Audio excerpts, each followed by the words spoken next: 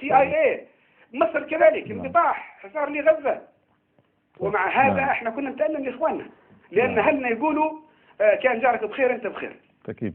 احنا نتألم اليوم ان اخواننا في مصر يوزعوا في حبوب الهلوس على ابنائنا، مش اخواننا في مصر، بعضهم للاسف اللي ما عندهاش شرف. ونتألم ان بعض اخواننا في تونس يجيبوا في السكير ولا يجيبوا في المخدرات لابنائنا ويطلعوا يقولوا ما طلعوا للشارع. ونتألم ان اخواننا في الخليج فاتحين علينا ابوابهم. ونتألم انهم طابور خامس يضربوا فينا بالظهر. ونحن سننتصر، اقسم بالله سننتصر، وسنرد الصعصعين لكل واحد حاول يمتد اذا تطال هذه الثوره ولا تطال هذا الشعب. اقسم بالله لن نسامح احدا. اقسم بالله نحن اذا بطشنا جبارين وقادرين. وامريكا جربتنا وبريطانيا جربتنا والغرب جربنا وحاصرنا وربطنا الحبال على بطوننا وكلينا الخبزه اليابسه، ولكن ما فرطنا في شرفنا ولا فرطنا في كرامتنا ولا فرطنا في عمل القذافي ولا فرطنا في ثورتنا ولن نفرط. ومهما داروا والله نموتوا، اقسم بالله اخر نفس، مثل ما قال المهندس سيف البارح، لاخر طلقه لاخر نفس.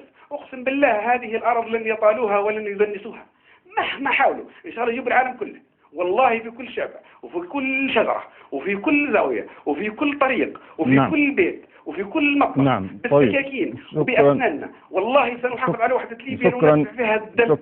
والله العظيم شكرا لك دكتور خميس. والله العظيم اخواننا اللي موجهين لنا ابواقهم سترتد عليهم وسيكون عليهم وبال.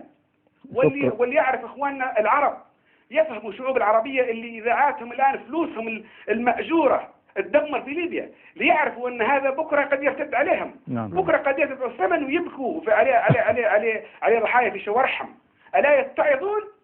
يعني من يتحدث عن الثوره الشعبيه؟ الجزيره تتحدث عن الثوره الشعبيه، يتحدثون عن الفساد في مصر والفساد في تونس، فليتحدثوا عن فسادهم. فليتحدثوا عن المليارات اللي دفعوا فيها للعدو. امير واحد بس ثروته تساوي ثروه جميع الاسر العربيه الاخرى. امير عنده 9 تريليون ولا 10 تريليون، هذا اللي مالك نص العربية. ويزايد على الفقراء ويقود فيهم الهلاك. شكرا لك. شكرا دكتور خميس، ومقدرين شعورك وانفعالك. تفضل. صرت هذه قلعة حامية، صرت هذه تراب حامي، وليبيا كلها نعم بارك الله فيك. الى الامام. وليبيا كلها تراب حامي، ليبيا كلها تراب حامي. شكرا جزيلا لك، وشكرا على مشاعرك وعلى انفعالك وعلى عواطفك في هذا الاتصال. نذكر الإخوة